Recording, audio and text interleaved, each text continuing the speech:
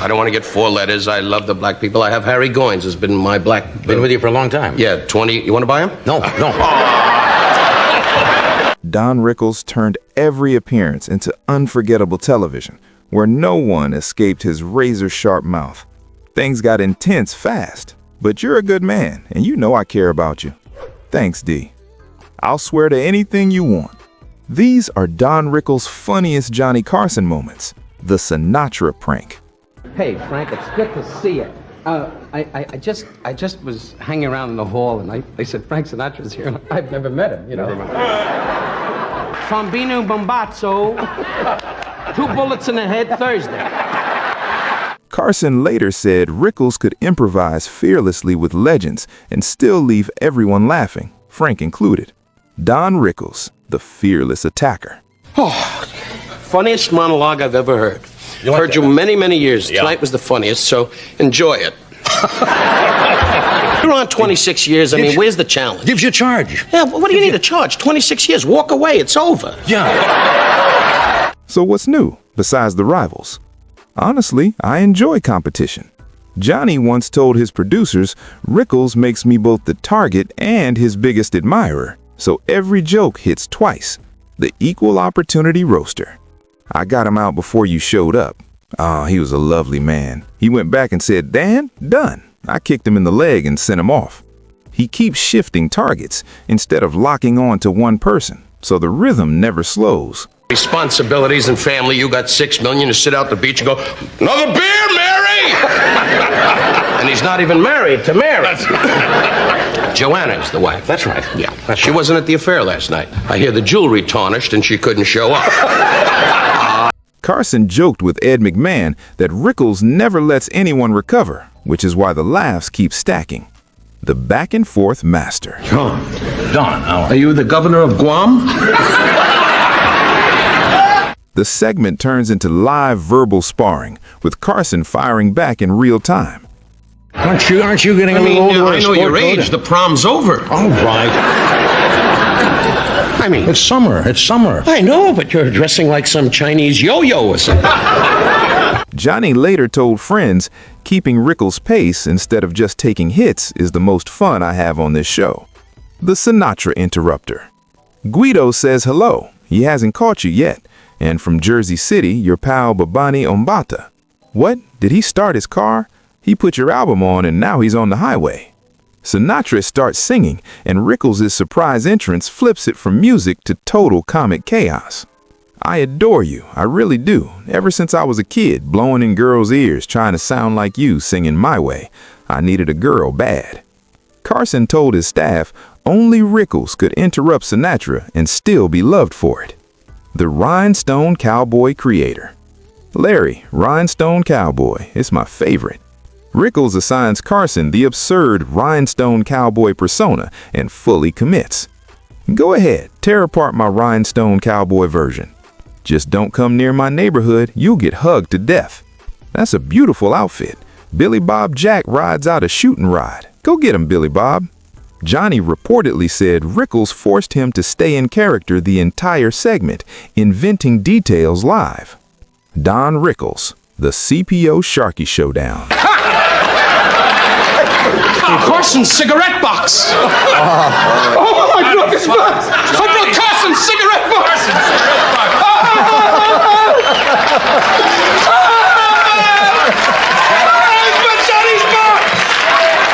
Carson storms off his own stage to confront Rickles on the CPO Sharky set over the infamous box.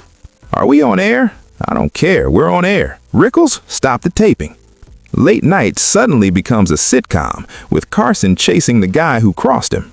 Rickles pleads, while Carson escalates like an annoyed friend, not a host. I just started the show. I picked my box up off my desk that I've had for 9 years. My box is broken. They told me you broke it on the show last night. Well, I really... Carson reportedly told producers taking the feud to his set and watching him squirm breaks the fourth wall completely. The humor comes from how real the anger feels, even though everyone knows it's a bit. Rickles stands defending himself as Carson wrecks his desk in retaliation. The Lou Brock Blessing. Talking about the Bird Museum, he riffs off Lou Brock on September 1st, 1977, treating a superstar like a kid who needs guidance. Classic Rickles power. Hey Lou, isn't it funny staying up late? He roasts an athlete by sheer confidence, ignoring comedy rules altogether. Brock's presence raises the stakes, making every jab hit harder. Let's do one thing at a time, or we get fined. I feel like I'm at a clinic and you're my psychiatrist, and you know my problems. Anyway, laugh, Lou. Rickles turns the baseball legend into a running prop. The audience loves watching him tell a Hall of Famer how to play his own game. Carson leans back, enjoying the chaos. Brock plays along, proving athletes can survive Rickles too. The December 1972 Destroyer. They did my life too. I didn't know that. Ralph Edwards didn't either, but it was nice. They once asked me to do that show, but I couldn't because they were doing, "Are you Uncle Sam? Excuse me, we want you." On December 4th, 1972, the crowd reacted like, "We can't believe this is happening." It was Rickles at his rawest, with no safe ground. He makes the room part of the joke before moving on. He's got wonderful parents, but he keeps his private life quiet, and I know your private life. Go on. Momentum becomes the punchline, as every new target proves the last one wasn't special, just next. Rickles controls the entire segment without slowing down. You're outgoing. I picture you on your wedding night, all that energy, probably sitting in your underwear, staring through a periscope. Carson barely speaks as Rickles role minds. The 1972 audience wasn't used to comedy this aggressive. Rickles proved you could attack hard and still be adored. The Old Hollywood Needler. Did you just run out of ideas? You got so many ideas, you finally said, "Hey, Well, what do you want me to call it? A pencil? That's what you... Why you call this a pencil? Well, that's what it is. Well... Sharing the couch with Desi Arnaz and Bob Hope on March 4th, 1976, every line carries Hollywood history. Rickles ignores hierarchy, jabbing legends like old pals. Three eras collide as Rickles drives the tempo. Desi and Bob try to keep up, but Rickles owns the moment. He treats icons no differently than anyone else. Carson moderates, while comedy royalty trades fire. The segment proves Rickles' humor outlives generations. Mr. Warmth, the contradiction. Come at you. Louis Billson, he give him a solo, he goes bananas. The key detail is Carson dubbing Rickles Mr. Warmth on September 19th, 1975, a nickname that becomes the built-in contradiction, making Rickles' icy insults even funnier. Fine, check your cars and let's move on. What cars? We go way back. Really? We haven't crossed paths and we haven't for 4 or 5 months at least. Yeah, it's been a while. So, you know, my career has been... But Carson often let bits evolve naturally, and this nickname became shorthand for Rickles' entire act. Every jab doubles as a callback because Mr. Warmth does the coldest thing possible. Dave Tett, Bob Wood, Freddie Sylvan, they're all sitting there saying, "What do we do with the Jew? What do we do?" Then one black guy in the hallway goes, "I know what to do with him." The irony is baked into the persona, making each visit knowingly self-referential. Rickles leaned into the label, wearing it like armor to sharpen the blows. Carson's brilliance was branding Rickles in a way that turned cruelty into comedy. Audiences loved calling the nastiest comic warm. By the way, I saw Joanna at the fashion show, your wife. You remember Joanna, the 8x10? Yeah, oh please, she's home right now at the estate saying, "I hope he brings the check." Rickles would even cite the nickname himself, tipping the audience to the joke. It followed him for decades, becoming inseparable from who he was. Carson created comedy mythology just by naming the opposite of Rickles' nature. The Mr. Warmth gag showed Johnny's gift for building recurring figures. Rickles never shook the nickname and never wanted to. That tension made every Tonight Show visit feel like an ongoing chapter. Viewers tuned in just to watch Mr. Warmth go ice cold. The tag turned Rickles from a guest into an institution.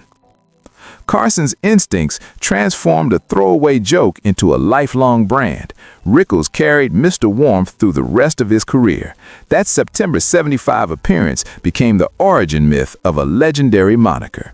Carson proved he could mint legends with a single label. Rickles' warmth was pure frost, and everyone got it. Then comes the unleashed version in May 1983. Hey, I'm not saying that facetiously. I'm not You know, retiring. I'm just stepping down as the host of this show. You're finished. There are It's other things I over. want to get about. On May 6, 1983, Rickles is at maximum swagger, treating the show like it's his, not Carson's.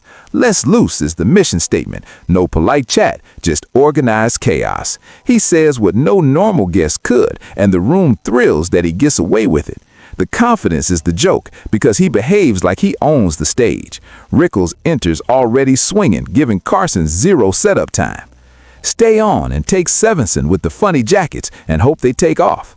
DJ Leno can work the aisles selling peanuts. $1 million. You should walk now, away. come on. I know what you got. I saw your house at the beach. I'm comfortable. Comfortable? Comfortable? The 83 crowd knows exactly what's coming and wants the damage. Carson tries to redirect while Rickles bulldozes every attempt. The segment shows why Rickles' formula never ages. The execution is always new. He pulls fresh victims from the room, keeping it alive. Carson laughs the hardest because he's witnessing mastery. Rickles hits the band, the crew, and Ed McMahon back to back. The tempo never lets up. Carson tosses questions that Rickles steamrolls to keep roasting. This appearance catches Rickles at his loosest. He's done it so often he can read the room instantly. Carson knows the only move is to step aside. The audience joins in, laughing when they're the target. Rickles proves confidence is half the punchline. Fearlessness becomes the engine of the laughs. Carson's surrender only makes Rickles stronger. Their chemistry is so tight that rules vanish. Don annihilates Ed McMahon. Throw him out immediately. Vicious guy. I hope your penguin dies in the tub. Ed's engagement becomes fuel for an on-the-spot roast of his entire life. Rickles turns good news into humiliation, and Ed can only grin. I'm off booze. Oh, really? Give him a prize.